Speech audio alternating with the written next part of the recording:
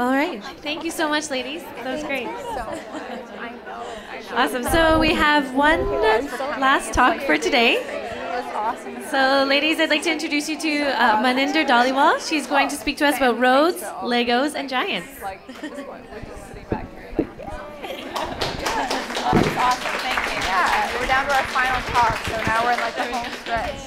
I have a confession to make. Just this morning, I looked at the agenda and I realized who I'd be following as a speaker. And I'm a bit of a nervous wreck right now. If you've been catching me on Twitter, I just tweeted that the butterflies in my stomach have started flying in formation. So please bear with me.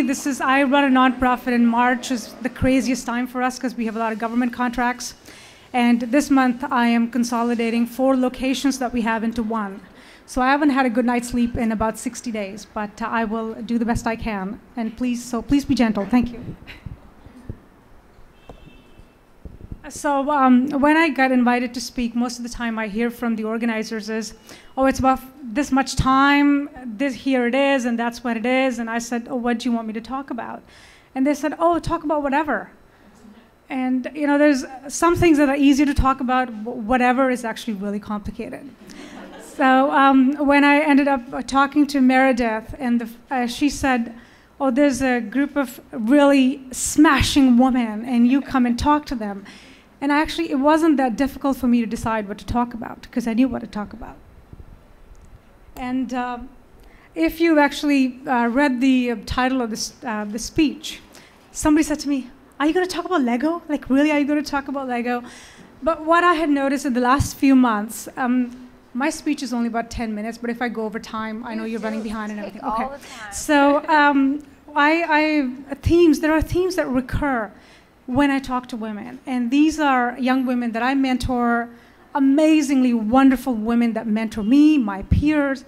And these themes, ideas, starting points for conversation, I have named them roads less traveled, Lego blocks of skills, and the third one, standing on the shoulders of she-giants. I mentor about a dozen young women at any given time, and a few years ago, a young woman asked me, Maninder, would you be my mentor? And I went totally De Niro on her. You talking to me? You talking to me? Because I was only 1 or 2 years older than her, still figuring out what I am doing, what I'm about, and I was screwing up all over the place. Sorry, I can use that. Somebody just used the F word, so I think this should be okay. So I was, and I felt so unqualified for this honor that was being bestowed upon me. And I grew up in India, and both my grandmothers were some of the first women in the neighborhood to write. So I come from smart women, and one of my paternal grandmother, she says if something happens once, it's an accident. If something happens twice, it can be a coincidence. 3 times, it's a conspiracy. But if it happens 4 times, 4 people say the same thing to you, just learn to live with it, because it's the truth. So now I approximately mentor about a dozen women at any given time, because that's how many times I've been asked. And these are different age groups, older than me, younger than me, different businesses, different cultures. And I find these themes of roads, Legos, and giants come up again and again and again. And these themes come up when I talk to amazing mentors of mine who are as far as late 80s, people who were involved in the Expo 86. And I'm like, what? Expo 86? I was a kid then. So one of my earliest memories, and I will be talking about these themes, they interweave. So if I'm confusing you, I know this is a group of really smart women. I don't think it's going to happen. I work with men mostly. It does happen a lot. Sorry, shit, you're recording it.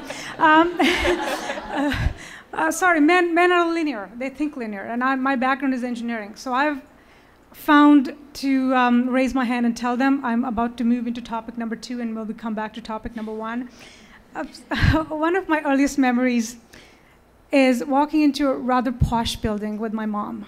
I was 4 years old, and we went to this incredible building, immaculate gardens and fountains, and inside the floors were shiny. And the woman that greeted us at the door, she looked like my mom. You can imagine she's East Indian, so she looked like my mom, and she spoke like Maggie Thatcher. And for a kid living in a middle-class East Indian suburb. This was magic. I was like, holy shit, this place is cool. And this was one of the most highly regarded, expensive private schools in my part of the country. And they took in a handful of gifted students every year. And my mom and I had went to get myself interviewed to see if I qualify. So outside the interview room, there was a scary door, and when you're 4-year-old, everything is big and scary, with a really shiny handle, and I remember making faces in that handle, and your face is really twisted, and you're having a good time. And then my mother straightened out my pigtails, retied the pink ribbons, and said, sweetheart, if this works, it's gonna change your life. So let's go in there and knock their socks off. And we did. So even today, if you need someone foolish enough to walk through a door where they shouldn't be or where they shouldn't belong, I'm a good candidate for it. I have a lot of practice. So after graduating from the university with a degree in engineering, that too on a scholarship, I've managed to freeload my way through a lot of education. After university graduation, I was figuring out what to do. Young men in India at that time dreamt of going abroad, working. And young women in India dreamt about marrying a man from abroad and going abroad. There was no precedence in my extended family, our social circle, of young unmarried women going away from home all by herself. And there's a saying in the old times, they used to say, even here, women should be seen, not heard. I come from a part of the world where women should be neither seen nor heard. That's why in a neighboring country of ours, the beekeeper is a really popular outfit for women. Sorry, the people didn't get the joke. But never mind. So this is somewhere I had to decide to be really different, take huge risks, stick my neck out. And my mother said, sweetie, somebody's got to be the first. Why not you? So I did. I came to UBC to do a graduate degree in engineering. And what I learned here was it's okay to be different. It's okay to take risks. It's okay to put yourself out there. It's okay to enter rooms where you do not belong, something I'm feeling the same way right now. It's okay to be the first to do something. After all, it's the roads less traveled that make all the difference. I'm a professional engineer with Masters in Engineering in Electrical Engineering from UBC. My graduate thesis was titled The Use of Self-Learning Artificial Algorithms for Price Estimates in Deregulated Electricity Markets. I'm not bragging. Last thing you want to brag about is being a nerd. But yes, that was my background, and currently I run a social enterprise in downtown East Side, working with marginalized youth and women. Straightforward career progression? Not. So when some young persons ask me, what should I study in school? Because it will dictate what I'll do for the rest of my life. And I say, no, it won't. It won't. Education is a foundation. It's a platform. A feeling of competence on which you can build anything and everything. It's not a static cage that you are stuck inside and limits what you do. It's a foundation. It's not a boundary. So a few years ago, everyone and anyone I met in this city, they were on some kind of a board, on a community board. So I looked into it, and I was told you can be on a board if you are a lawyer, accountant, or an HR professional. I'm like, that will involve going back to school. I'm good at scholarships, but really, don't want to do that. Then I was told that this social media thing is new and it's going to be big, and why don't you get good at it? Because they're going to need someone like that. So here I am, speaking at an international conference in 2 weeks as a community engagement expert for nonprofits. And I actually run a nonprofit as a job. A final point of a career arc that started with starting a Facebook page for a charity. And I actually looked up a YouTube tutorial on how to do it. I tell young people to build a few different skills and use them in different combinations as required. Now, my background is in mathematics, so we use the word permutations and combinations, where you take little pieces and you put them together and make completely different things. Career skills, jobs, they're all like pieces of Lego. You build a house here, take it apart, move it here, rearrange it as a boat, Sorry, I was supposed to have my hands free, but I was supposed to do here and here. And move it here, build a robot, anything you want. With globalization and technology, a flat, interconnected world, knowledge is no longer power. We are drowning in information. A click of a mouse, a tap on a phone, knowledge is everywhere. What is needed is to take this knowledge quickly and leverage it into something. So success, I find, is about adapting and adapting fast. It's not about what you know. It's how quickly can you learn what you don't know and you need to know and how to put it to work. So I always tell young people to go to university, get a degree in absolutely anything. If you get dentistry, engineering, medicine, law, you're better off. But anything that you want to get a degree in, and then use this foundation to build a career. This doesn't have to limit what you do. I sincerely believe that this is the best time to be alive. So many opportunities, technology, globalization, and I live in Canada, so being a woman is no longer a liability. That's always good. So the world is our oyster. I know there's still work to be done, but God, it is the best time to be alive. But I do find that being a woman can still be tough, even in Canada. We make less money than men for doing the same job. We are still token representatives on our gender in many organizations. If Warren Buffett writes a book about business, he's writing from his experience, about his experience, and it's okay. Sheryl Sandberg writes a similar book. She's not representing all the women. And this is right in front of you. So I came to this country thinking that being a woman will be a non-issue from now on. And then I ended up getting a job in consulting in the construction industry. Imagine it's like the 60s, Imagine like the Mad Men, except really bad wardrobes and really, really bad haircuts. And early in my career, I had a boss who was a nice, generous man. But every time there was a plum project, I never got it. I had 2 colleagues, my age, my qualifications, they were male. So if they're in office, there was a difficult question that came up, he needed to consult someone, it was difficult, it was complicated, I was the gal for it. But whenever it came to leading projects, I never got them. So one time, after I had researched the building code to find a clause to raise the client, to save the client approximately $1 million, one of the guys ended up being the client liaison on the same project.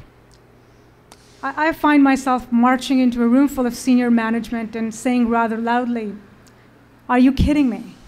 Actually, that's not what I said, but it's being recorded, so let's go with that.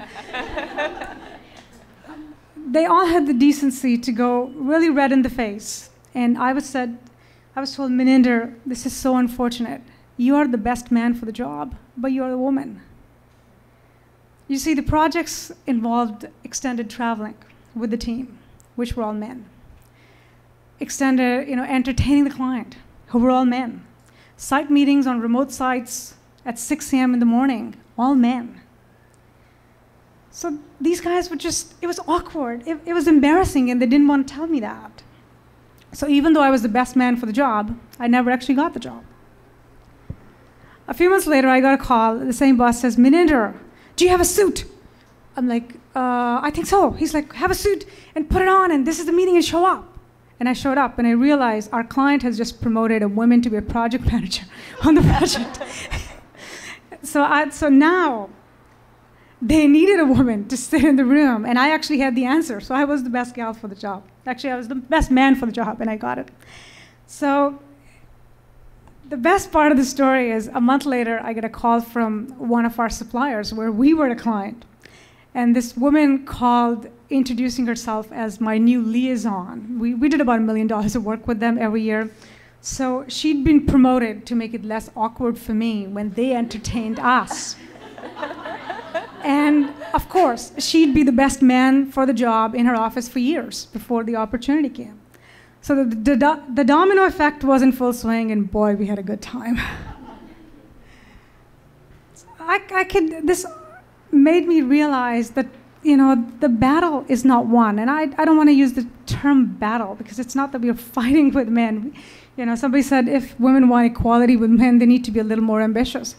And yeah, it's difficult. This made me realize there's a reason only Maggie Thatcher could be the feminine president, a prime minister in the 80s. I don't think anybody had a chance. You had to be a battle axe. There was no other option.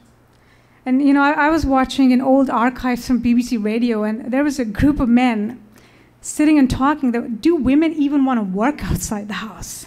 And it's a true fact. You could look it up. And so I think that we are here by standing on the shoulders of she-giants, women who put up a lot of fight so we can, in this country, a woman can have a room here and they talk about stuff, and there's countries like Afghanistan where a woman can get shot for going to school, wanted to go to school. It's the same earth, not too far away. So I still think a lot of work has been done, but the next 10 to 15 years is going to be crucial. And the role that we all have to play is, while we're standing on the shoulders of other she-giants, we have to allow other women to stand on ours. And I strongly believe that is needed if we are going to take these great strides and take them to the natural conclusion where they need to be. So the only way to pay back to the women for the sacrifices before us is to pay it forward to the women that are coming after us. Sorry, not coming after us as a knife, but coming after us. Sorry, English is a second language, and when I'm tired, I mix my metaphors. It took me 10 years to figure out turning something on and turning on to someone are different things. But that's all I had to say, and if you have any questions, I'm happy to answer them.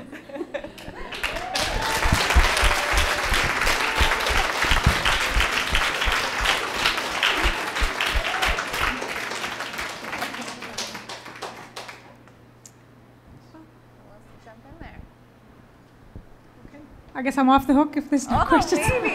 It's the end of the day. Everyone's very relaxed. No, okay. What's next for you? Oh God, I don't know. I don't know. I'm shortlisted for another community board that I'm really excited about. I have a job that I'm 12 weeks into, and it is an extremely exciting challenge. The organization is called TradeWorks. We work with marginalized women and youth who are not eligible for EI, unemployed, and considered unemployable without intervention. And the difference that we have with a lot of other organizations is we run a 6,000 square foot fully equipped carpentry shop. So after we're done with them, you actually have a skill to get a living wage job. So that's very exciting. It's 12 weeks in. It should be a few more weeks before I'm looking for another challenge to add to that. So yes. May I just say quickly, though, Maninder, you were one of the very first people I contacted to speak at this event. And there's so many things I loved about connecting with you, but not the least of which is that your immediate response was, yes, I'm in. You didn't ask questions. You were just like, I'm there. You can count on me. I did talk about doors where I don't belong. I walk in. I love that. Thank you so much. I mean, that's so much about what this day is all about, is just jumping in and like taking your place at the table. So thank you for that, and thank you for closing out a beautiful day with us, too. Yeah. Thank you, everyone. Thank you.